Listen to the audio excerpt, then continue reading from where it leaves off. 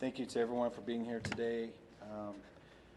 Obviously, this is a very sad day for us in this community. This community continues to have things that happen, not only in Chico but in this county, and so it's just horrible to see that we have this tragedy going right now. And I want to remember the victims and just think about their families for a second. So it's just super sad. And so I have some information I'm going to release today. Once I'm done, I'll announce the next speaker, and we have several people today. I'll just go ahead and recognize them. So with us today is Misty Wright. She's the Butte County Director of Libraries. Michael Ramsey, Butte County District Attorney. Corey Honey, Butte County Sheriff. Eric Grant, United States Attorney for the Eastern District of California. And Sid Patel, who's the Special Agent in charge of the FBI Sacramento Field Office. So you'll hear from each of these individuals today. I'm going to ask that you hold your questions until the end. I promise we'll get to your questions and I will answer them to the best of my ability. And if I can't answer them, one of the speakers who will speak today will most likely be able to answer it for you. So yesterday we had an active shooter incident at the Butte County Library, Chico Ranch. The initial 911 call came in at, now I want you to take specific note of the timeline here. The initial 911 call came in at 5:12 and 58 seconds. The call, as it was open in our dispatch center, the dispatchers could overhear what they described as screaming and gunshots. Several officers were dispatched to a potential active shooter incident there based off what our dispatchers were hearing.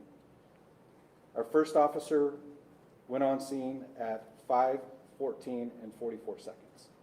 So our response time was less than 2 minutes. At 5:16 and 53 seconds, we had the suspect in custody. So from time of initial 911 call to and in custody with our suspect was less than 4 minutes. That's absolutely amazing, and I want to acknowledge that.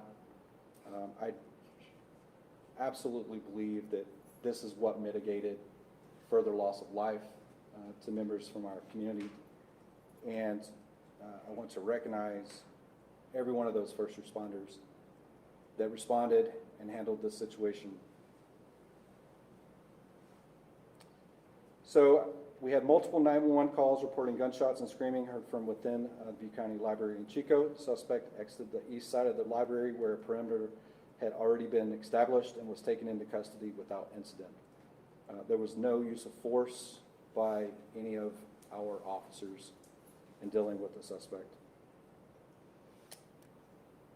We have 2 adult victims, and I want to acknowledge their names.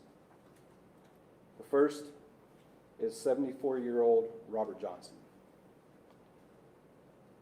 The second is 46-year-old Jacob Hull. We have one female juvenile, who we will not name, who was transported to the hospital with a non-life-threatening injury. It was fairly minor, from what I understand, broken glass, kind of cut her on the side. She's since been released from the hospital and is with her family. All 3 were patrons of the library. They were not employees of any sort. Our suspect is 18-year-old Bradley Scott Sayer of Chico. He has no known connections to any of the victims in the library. And based on information revealed during the interviews, our detectives believe the suspect was influenced by the Columbine High School shooting back in 1999. In the scene itself, it's described as in the general area of the library. at the initial entrance point and then further into the back side of the library. We feel that approximately 8 total rounds were fired.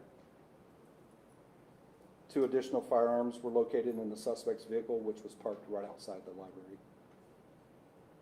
1 victim who was struck at the library entrance and 1 in the later part of the building. We believe that this was an isolated incident and there's no known further threat to our community. We're still trying to determine the source of the firearms, but we do believe those were connected to Mr. Sayer. Just want to say that we do not focus or want to focus on the individual who is responsible for this violence. He does not deserve to be recognized at any point, so I will not say his name any further. In moments like these, our focus remains on those who are harmed and the community members whose lives have been changed forever. Today, we recognize those victims and honor the bravery of those who responded and remain committed to supporting our community through the healing process. I could not be more proud of the actions displayed by our officers.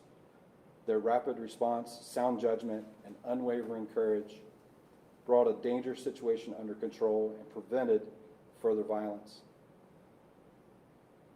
While our thoughts remain with the victims and their families, we are grateful for the professionalism and heroism displayed by everyone who responded. We would like to extend our gratitude to our allied agencies, fire, EMS, and public safety partners who immediately responded, helped to coordinate, and support were critical in ensuring the safety of our community during the incident. Of those agencies that I want to publicly acknowledge is the Butte County Sheriff's Office, the Butte College Police Department, the California State University Chico Police Department, California State Parks, Cal Fire Law Enforcement Branch, the Butte County District Attorney's Office, the FBI, and the Department of Corrections. It's partnerships like these that we rely on. This is a large community, and we can't be everywhere at once, so we have to rely on each other and help each other be successful, and that's what we did yesterday. We helped each other.